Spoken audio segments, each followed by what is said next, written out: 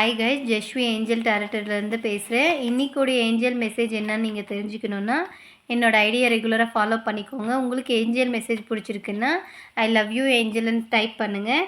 Angel வந்து உங்களுக்கு என்ன சொல்ல வராங்கன்னா, இன்றைக்குடைய நம்பர் வந்து 222222 இந்த நம்பரை நீங்கள் கமெண்ட் பண்ணுங்கள்.